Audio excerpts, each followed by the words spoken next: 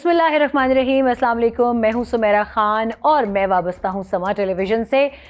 समा टेलीविज़न में मेरा काम है फ़ॉरेन अफेयर्स, नेशनल सिक्योरिटी और डिफेंस के मामला देखना। मुझे करीबन 21-22 बरस हो चुके हैं। गो कि ये तमाम तर तारुफ देने की ज़रूरत नहीं है, आप गाहे बगाहे मुझे समा की स्क्रीन पर देखते हैं। मगर आज की इस वीडियो में बहुत अहम बातचीत होने जा रही है। और वो बातचीत अहम क्यों है? क्योंकि शायद ऐसा पहली बार हुआ है कि खैबर पख्तूनख्वा के नौ मुंतखब वज़ीर आला, या मैं उनको न्यूली इनकमिंग वज़ीर आला, chief minister of Khyber Pakhtunkhwa कहूँ तो मुनासिब होगा, उन्होंने एक ख्वाहिश ज़ाहिर की कि इस्लामाबाद में मौजूद वो तमाम तर सहाफ़ी जो कि डिफेंस को कवर करते हैं, उनसे मुलाकात वो करना चाहते हैं। और I was part of that group. अब वो गुफ्तगू बहुत अहमियत की हामिल है। वज़ीर आला खैबर पख्तूनख्वा की मीडिया नुमाइंदों से गुफ्तगू और अहम हक़ाइक़ पर उनकी बातचीत यकीनन आपके साथ शेयर की जानी चाहिए। वज़ीर आला खैबर पख्तूनख्वा की मीडिया नुमाइंदगान से क्या गुफ्तगू हुई, उसमें बहुत सारी चीज़ें थी, दावे भी किए गए, मगर ना कोई वाज़े पॉलिसी दी गई, ना कोई फ्रेमवर्क और ना ही कोई अमली लाया अमल। मुझे ऐसा लगा कि पॉलिसी बदलने की तकरार सिर्फ़ एक सियासी नारा है, क्योंकि ये नहीं बताया उन्होंने कि कौन सी मौजूदा पॉलिसी गलत है, किस हिस्से में तब्दीली दरकार है और मुतबादिल पॉलिसी क्या होगी।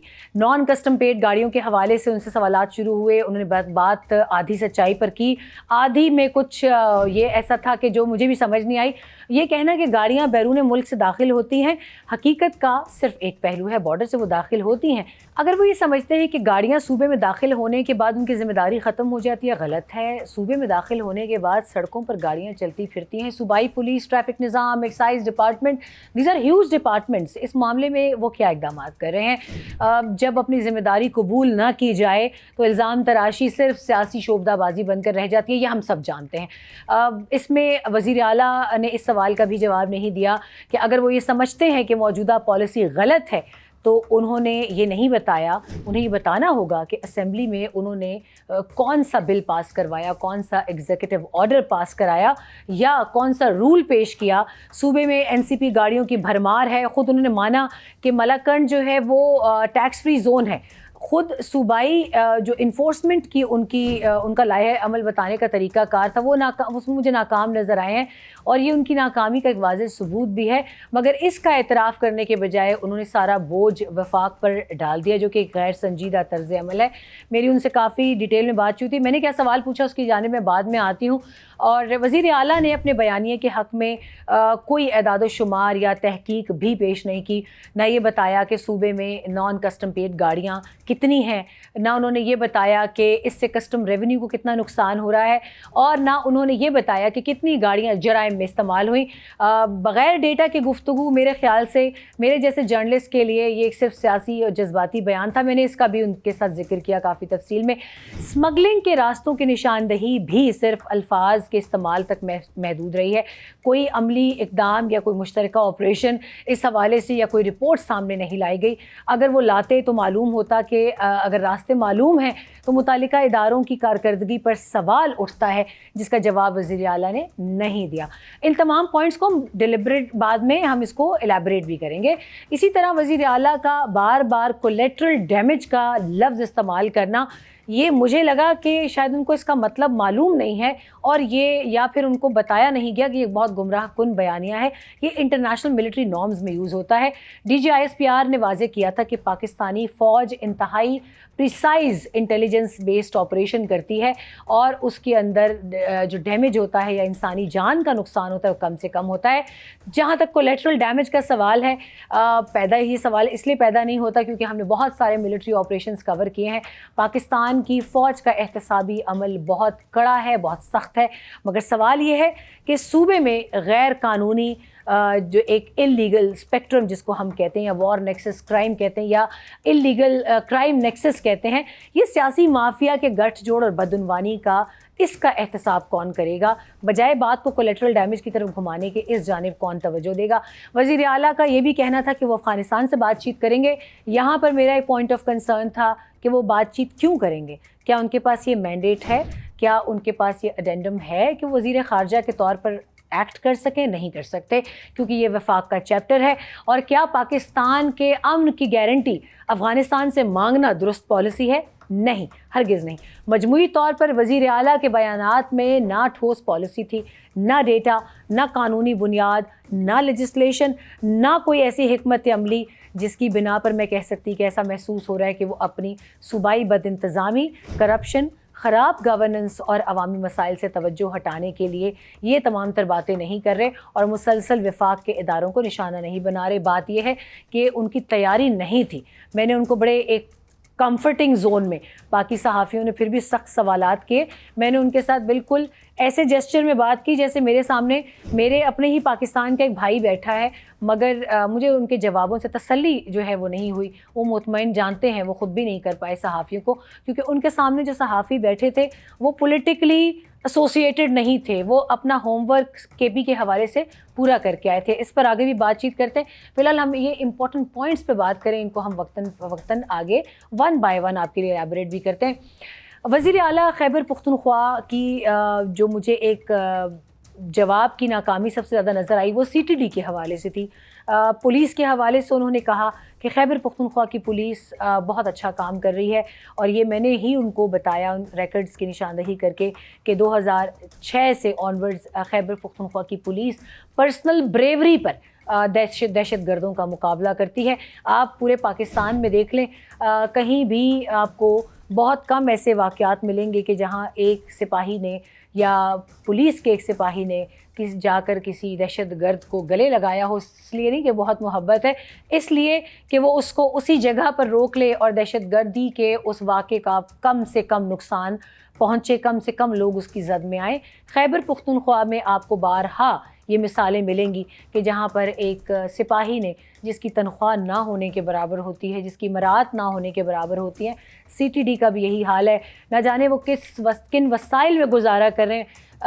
خیبر پختونخوا کے چیف منسٹر سہیل آفریدی سے میرا یہ سوال تھا کہ سہیل، آپ نے سی ٹی ڈی کی کیپیبلٹی کے لیے، سی ٹی ڈی کی کیپیسٹی بلڈنگ کے لیے کیا اقدامات کیے؟ تو ان کا جواب یہ تھا کہ میرے پاس ابھی تک جو ڈیمانڈز ہیں وہ صرف اسپیشل برانچ کی آئی ہیں، اور میں اسپیشل برانچ کے ساتھ ہی زیادہ ایسوسیٹڈ اس لیے کہ وہ کے پی کی اپنی ہے۔ آئی ایس آئی، ایم آئی اور جو دوسرے ادارے ہیں، خاص طور پہ ان کا آئی جی پر اعتراض تھا، آئی جی اسلام آباد پر، آئی جی خیبر پختونخوا پر، کہ ان کو کے پی سے ہونا چاہیے۔ میرا خیال ہے کہ اب ہمیں ضرورت ہے ان تمام تر چیزوں سے بالا تر ہونے کی۔ ان کے پاس کوئی تسلی آمیز ڈیٹا نہیں تھا، it means he was not prepared, اور انہوں نے مجھے یہ کہا، میں نے شہید الاؤنس کا پوچھا کے پی کے پولیس والوں کے لیے، تو انہوں نے کہا کہ شہید الاؤنس انہوں نے بڑھا دیا، وہ مجھے اماؤنٹ نہیں بتا سکے، مگر انہوں نے کہیں پر کسی 1 کروڑ روپے کا ذکر کیا کہ شہید الاؤنس جو ہے وہ ہم نے پنجاب کے برابر کر دیا ہے۔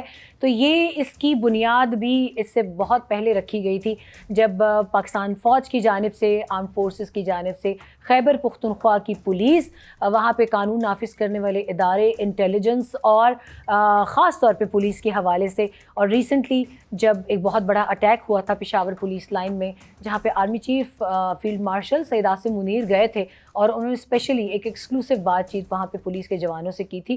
اس کے بعد بہت سے ایسے کام کیے گئے ہیں فوج کی جانب سے پولیس کے لیے جو کہ منظر عام پر نہیں لائے جاتے، مگر ہمارا فرض ہے کہ ہم ان کو بتائیں۔ پولیس کی کیپیسٹی بلڈنگ کے لیے فوج کی جانب سے بہت ساری تربیتی کورسز، سیشنز جو ہیں اس کو مرتب کیا گیا تاکہ ان کو ماڈرن ایڈوانس لائنز کے اوپر وار اگینسٹ ٹیررزم میں یا دہشت گردی کے اس خلاف اس جنگ میں طاقتور اور توانا بنایا جا سکے۔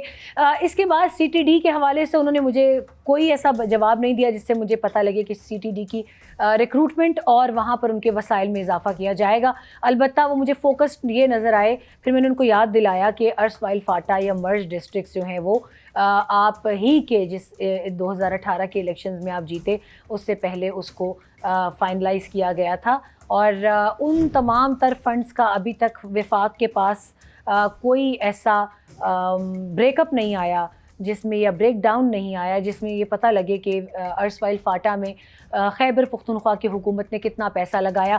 میں نے ایک اسکول کا ذکر کیا، پائندہ چینا، ایک اسکول بہت بڑا ہے، ایجوکیشنل انسٹیٹیوٹ ہے، اور وہ اگر آپ انٹرنیٹ پر سرچ کریں تو I have done a programme on that, وہ ایک بہت بڑا اسکول تھا جس کو پاکستان کی ملٹری نے بنایا، اور اس کو جب سول گورنمنٹ کے حوالے کیا گیا تو لاسٹ جب میں وہاں پر تھی تو 850 کی انرولمنٹ کے لیے 1100 अर्जियाँ आई थी बच्चों और बच्चियों दोनों की, मगर आज उस स्कूल में मैंने CM KP को बताया है, उनका इलाका है, और वो मुस्कुराए भी थोड़ा सा, क्योंकि मैं समझ गई कि शायद उनको पता है इस बात का, जानते होंगे। वहाँ पर ज़मींदारों ने अपने जानवर बांध रखे हैं, बच्चों का ना आना तकरीबन वहाँ पे ना होने के बराबर है एनरोलमेंट। तो बहुत अफसोस का मकाम है कि clear hold build and transition के फेजेस में से पाकिस्तान की आर्मी, पाकिस्तान के अवाम, law enforcement agencies, police, Khyber Pakhtunkhwa और CTD, इन्होंने बहुत कुर्बानियाँ दी हैं।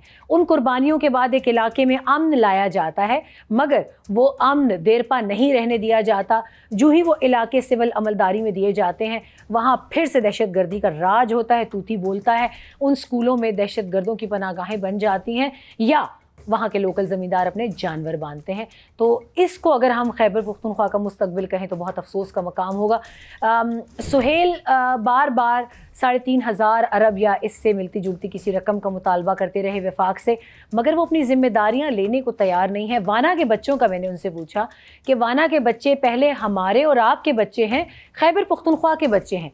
वो सुहेल आफरीदी के और सुमेरा ख़ान के पहले रिश्तेदार बनते हैं, और हम अगर बाद में वफाक में कहें कि वज़ीर आज़म आए उठ के या पंजाब से मरियम नवाज़ शरीफ आए उठ के, वो एक ज़्यादती हो जाएगी कि हम हर काम में पंजाब से तो बहुत मुकाबला करते हैं, मगर हम अपने वसाइल को इस्तेमाल करने को तैयार नहीं हैं, और उन वसाइल को हम अगर इस्तेमाल ख़ुद नहीं करेंगे तो हमारे हाल पर शायद अल्लाह पाक भी रहम नहीं करेगा। वाना के बच्चों के पास उनके वालिदैन की तसल्ली और तशफ़ी के लिए सुहेल एक भी वालिदैन से नहीं मिले, और इस चीज़ ने मुझे ज़ाती तौर पर बहुत दुख दिया। मैंने ये गिला उनसे किया, और उन्होंने कहा कि नहीं, मैं उनसे जाकर मिलूँगा, मगर अब बहुत देर हो चुकी है। उस वाक़े को हुए भी 1 हफ़्ते से ज़ायद होने को है। आपने मज़म्मत की वाक़े की, मुझे नहीं पता आपने कब की, कितना टाइम लिया, आप उस जगह पर दौरे के लिए नहीं गए, क्यों नहीं गए, इसकी वजूहात आप जानते होंगे। आप जनाज़ों पर क्यों नहीं जानते, the reasons are best known to you, और उसको अगर आप आवाम से भी शेयर करें तो बहुत अच्छा होगा। आप आते हैं, आप वो जो वज़ीर ख़ारजा बनने की कोशिश कर रहे हैं, दैट्स वेरी अनफॉर्चुनेट। आप अफ़गानिस्तान की पॉलिसी पर क्लियरली पाकिस्तान के अगेंस्ट जाते हैं। इस सवाल के जवाब में उन्होंने कहा कि मेरा जीना मरना पाकिस्तान के लिए है, लेकिन दहशत गर्दों के साथ मुज़ाकरात होने चाहिए जब तक लास्ट होप हो। अब वो मुझे उन्होंने नहीं बताया। मैंने उनसे पूछा कि आपके लिए लास्ट होप का क्राइटेरिया क्या है? क्या आधा पाकिस्तान हाकिम बदहन, मेरे मुँह में खाक, जब आधे से ज़्यादा पाकिस्तान में दहशत गर्दी की आग भड़क चुकी होगी तब आप समझते हैं कि हमें उसके बाद ऑपरेशंस की जानिब जाना चाहिए, या हमें अफ़गानिस्तान को ग्रिल करना चाहिए, या आपके जहन में कोई और खाका है? वो भी नहीं बताया उन्होंने कि वो खाका क्या है, या वो लास्ट होप, वो लास्ट रिजॉर्ट क्या है, जहाँ तक उनको लगता है कि हमें बातचीत करनी चाहिए फितनौल ख़वारिज और फितनौल हिंद के साथ। अब आते हैं अफ़गानिस्तान से टॉक्स। अफ़गानिस्तान के साथ टॉक्स मैंडेट ही नहीं है खैबर पख्तूनख्वा का, बल्कि अगर मैं आपको एक रूथलेस फैक्ट बताऊं, एक बेरहम तबसरा करूं, तो वज़ीर आला खैबर पख्तूनख्वा या उनका कोई भी वफ्द वो बॉर्डर की लकीर से पाँव उधर भी नहीं रख सकते, अगर वो चाहें भी, अगर वो जितना भी ज़ोर लगा लें, अगर वफाक ना चाहे, अगर आपका वज़ारत ख़ारजा ना चाहे, तो सुहेल आफरीदी की बहैसियत वज़ीर आला खैबर पख्तूनख्वा अफ़गानिस्तान में कोई हैसियत नहीं है। वो पाकिस्तान के बिहाफ पर कोई टॉक्स अफ़गानिस्तान के साथ नहीं कर सकते। हाँ, अगर उन्हें अपना रोल प्ले करना है, वंस अगेन ये मैं इसलिए साथ साथ बता रही हूँ ताकि कमेंट्स में आपको क्लैरिटी रहे कि ये सवाल भी मैंने उनसे बाज़ाब्ता उनके सामने किया कि आपके पास क्या मैंडेट है, और आप इस सारे इशू में पाकिस्तान के बजाय हाथ मजबूत करने के आप उनको क्लियरली बताते क्यों नहीं है कि पाकिस्तान एक मुल्क की हैसियत से आपके साथ टॉक्स करे तो करे, वरना अगर पाकिस्तान क्रैकडाउन का डिसीजन करता है तो मैं अपने मुल्क के साथ हूँ, लेकिन आप हमेशा दूसरी साइड पर खड़े नज़र आते हैं, ऐसा क्यों? उस पर उनका कहना था कि हम अपने कुछ मिनिस्टर्स या अपने कुछ लोगों के स्टेटमेंट्स देख चुके हैं और उसके पीछे कुछ ग्रीवेंसेस हैं। वो ग्रीवेंसेस क्या हैं वो भी नहीं बताए, लेकिन तैयारी नहीं थी उनकी डिफेंस रिपोर्टर्स या डिफेंस जर्नलिस्ट को फेस करने की, लिहाजा उन्होंने गोल मोल जवाब दिए। वाना पर उन्होंने नहीं क्लियर जवाब दिया, CTD पर नहीं जवाब दिया, उन्होंने यही कहा कि हम कर रहे हैं। फिर मेरा एक सवाल अहम था कि आप नेशनल सिक्योरिटी कमेटी की मीटिंग्स नहीं अटेंड करते, ख़ास तौर पर जहाँ पे अफ़गान रेफ्यूजीज़ के हवाले से डिस्कशंस हो, ख़ास तौर पर जहाँ ऐसी पॉलिसी साजी होनी हो کہ جس سے خیبر پختونخوا کو فائدہ پہنچنا ہے. تو انہوں نے کہا نہیں میں NFC اور کاؤنسل آف کامن انٹرسٹ میں اپنے صوبے کی نمائندگی کروں گا اور مجھے بلایا نہیں جاتا, جبکہ یہ بات آن ریکارڈ ہے کہ چیف منسٹر خیبر پختونخوا کو نہ بلایا جائے, ایسا ممکن ہی نہیں ہے. تمام اہم ملاقاتوں میں ان کو بلایا جاتا ہے. لہٰذا اب ریپ اپ کی جانب اگر جائیں تو مجھے بڑی حیرت ہوئی کہ سہیل آفریدی کو وزیر اعلیٰ بنے ہوئے اچھا خاصا وقت ہو چکا ہے. اول ان کو صوبے کی انتظامی معاملات پر آنا چاہیے, اور ان کا یہ کہنا کہ صوبے کے انتظامی معاملات کے لیے مجھے اڈیالہ جانا پڑتا ہے اور مجھے اپنے لیڈر سے گو ہیڈ لینا ہوتا ہے بہت سی چیزوں کے لیے, تو صوبے کا وزیر اعلیٰ ایک کانسٹیٹیوشنل کرسی پر بیٹھا ہے. اگر آپ ہر ڈیسیجن کے لیے اڈیالہ جیل جائیں گے اور ان سے جب تک اجازت نہیں ملتی آپ کچھ نہیں کریں گے, تو پھر آپ کو یہ کرسی کسی اہل انسان کے لیے چھوڑ دینی چاہیے. اور آپ کی اپنی کابینہ میں اس وقت کافی لوگ ایسے ہیں جس میں اگر میں پلینلی بھی 2-3 نام لوں تو شاید مزمل اسلم ہے, تیمور جھگڑا ہے, عاطف خان ہے, شاہرام ترکئی ہیں, اور ایسے اور بھی لوگ ہیں کہ جو اپنی پارٹی لائن لے کر چلیں, اس میں مجھے کوئی اعتراض نہیں ہے, مگر وہ یہ بھی کریں کہ انہوں نے صوبے کے انتظامی معاملات چلانے ہیں. لہٰذا اس کے ساتھ ہی اس کا میں اختتام کروں گی ایکسپلینر کا. آئی ہوپ کہ بہت سارے سوالات کے جواب آپ کو ملے ہوں گے, مگر بحیثیت پاکستانی آپ کو اپنی بھی آواز اٹھانی ہوگی. سہیل آفریدی کو وزارت اعلیٰ کے کرسی کے منصب کے ساتھ انصاف کرنے کے لیے, ان کو یہ احساس دلانے کے لیے آپ لوگوں کا فیڈ بیک بہت ضروری ہے, تاکہ خیبر پختونخوا کے عوام کو دہشت گردی کے ساتھ ساتھ بد انتظامی, بیڈ گورننس اور ایسے داخلی اور خارجی امور جن کے ساتھ KP کو ایک بالواسطہ یا بلا واسطہ سامنا کرنا پڑ رہا ہے, اس سے ان کو بچایا جا سکے. اپنا خیال رکھیے گا. اللہ حافظ.